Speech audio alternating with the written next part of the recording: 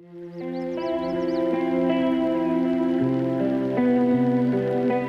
hello, today's adventure is at Elcho Castle. Now, if you follow me, here it is in all its splendid glory. Now, I've got my notebook here. A pro would have it all in his head, but I'm not a pro, so here we go. It was built circa 1560 and maintained by the Clan Weems all the way up until the 20th century, at which point it came into the management of Historic Scotland. And it's classed as a particularly fine example of a medieval tower house. I think you can see that there. This is very much the construction of buildings in Scotland, but this is one of the best preserved that there is. It is noted as unusual by having a lot of ensuite guest accommodation and toilets and facilities, even for servants, but also a large number of gun loops. As you can see on the bottom there, those little slots are where cannons would be sited. Now, it wasn't ever a military installation, but the gun loops were evidence of the family having money, which was very important to get across. And the letters EIW are to be found near the door. So we're going to go and find them if we can. They are believed to stand for Earl James Weems, which seems strange because there's an I in there, but back in those days they used I's instead of J's. So let's go and have a look.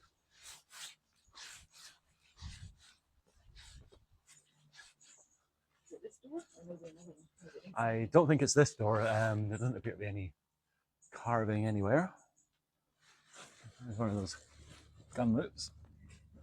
You stick your head right in there. You stay there, I'll come round.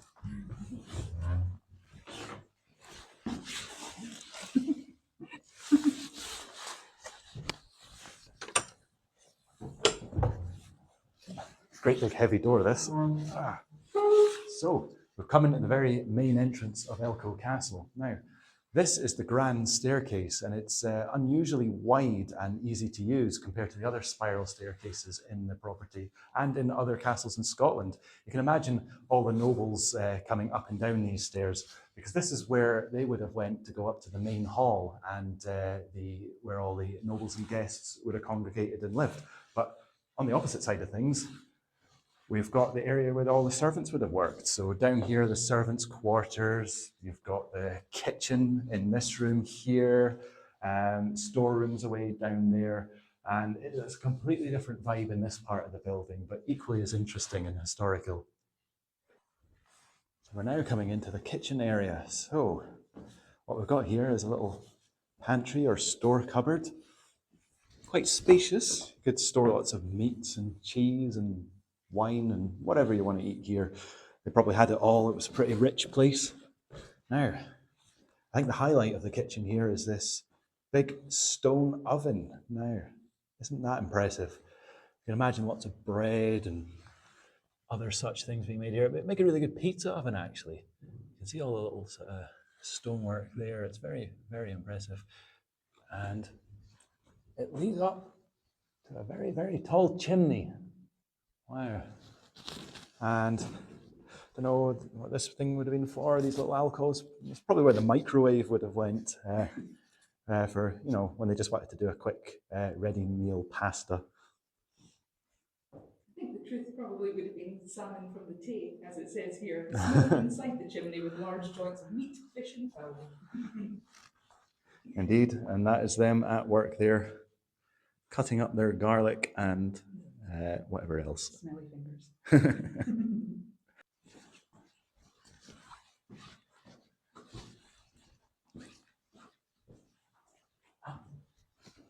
Now, the big question for architects is where to put the staircase, which room? Well, in Elcho Castle, they had quite a novel solution. They would actually put the staircase in two rooms. See? Then they connect up into one staircase. So here I am in one room, and I'm away to go down into the other one, completely different place. These are not connected. There's a wall here, but back up to here, and then if you want to go to the next floor, you just come up here.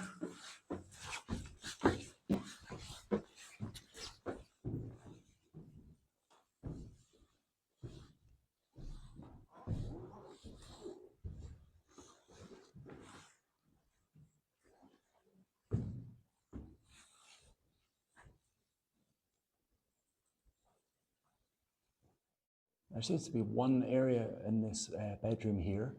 The moulding, the original moulding, is very well intact. It's very ornate and pretty looking. But through there, in this room here, is an ensuite lavatory. See?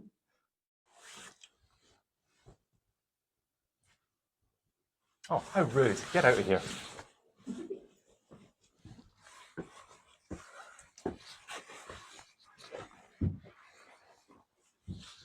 I've really come into here. It's like a little attic space almost, a little sort of loft conversion almost. But this would be a cute wee room. This would do me. And you've got your little fireplace just there. And wee window here. Oh, look. We can actually go outside on this one. Oh, marvellous. Oh, blimey. Maybe not good if you're bad with heights, but that is quite a drop there. But if you don't mind, then this is a really nice viewpoint to have in your room, which I think really sells this place as the place to come and stay back in the 16th century. Don't drop this, Andrew. That would be very, very bad.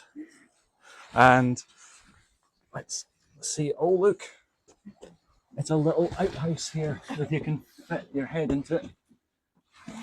Another toilet. There were so many ensuite toilets in this castle. What a luxury. I mean, these days we're accustomed to having toilets, but back then you'd probably only get one per property. So this is really luxury living. Hello. So we're at the top of the winding staircase, and would you know it, there is another lavvy. Now, I've heard of public toilets. This really is the definition of public because it's right at the top of the stairwell. People coming up and down past from the roof would just see you here using it.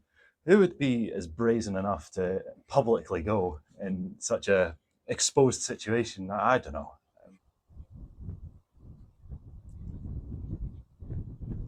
Hello. So we are looking across the River Tay, the splendid silvery Tay.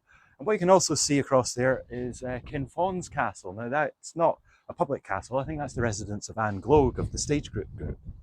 Stage Group? Oh, that's terrible. Anyway, up there on the hill, you can see Canule Tower, which is I think it's just a folly, but it's quite a remarkable thing. Good fun climb to get up there. So we're in the main hall. It's also known as the Noble Hall, and it really is the centerpiece to Elcho Castle. This is the main congregation area where everyone would have dined and socialized. It's got a roaring great big fireplace, which would have been amazing to see lit up, and these lovely huge candelabras. It would have been a very well lit, bright room. Now, this castle wasn't the main residence of the Weems family. They actually lived over at Weems Castle in Fife. This was more of their holiday home, and I can really see why, with its lovely situation, its orchards, lovely great rooms, ensuite lavatories. It is a place of luxury and opulence, and I would love to have seen it in the day.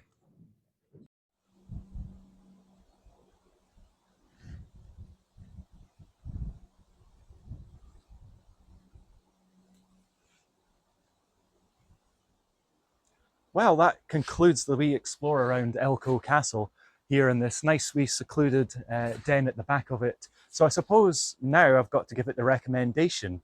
Well, given all that I've seen and all the different rooms and things you can explore, all the history, I think this is a really good castle, and I'm going to give it a gold. I think it definitely deserves it. It's probably one of the best castles I've ever had an explore around. It definitely meets the criteria for being a really adventurous, interesting explorer. So I think gold is well merited. Now, the only thing, I never found those initials carved above the door. So I'm going to have to give it 18 karat gold as opposed to 24 karat gold, but still gold nonetheless. Now, Shemaine, how do you feel? What would you give it on the old rating system? Definitely a gold for me as well. It was a perfect castle to explore, very friendly welcome from the staff, and lots of lovely rooms, and plenty of toilets as well, which was rather amusing. Well, some little bonus Elcho Castle footage here. They have a lovely orchard, and they have pears and apples and plums. So what we're going to do is try the ones that we picked and see if they are actually tasty or not. So do you want to go first? Here we go. Oh. Delicious. Yeah. Oh, I like that. Mm. And they're free to come and just pick off the trees. Yeah. They encourage you to go and get them because they'll just go to waste if they don't. So, well, Delish. Yeah, highly recommend. yeah, I'm going to get more of this. Mm. All right. Mm. Delicious. Yeah. Yum, yum, yum.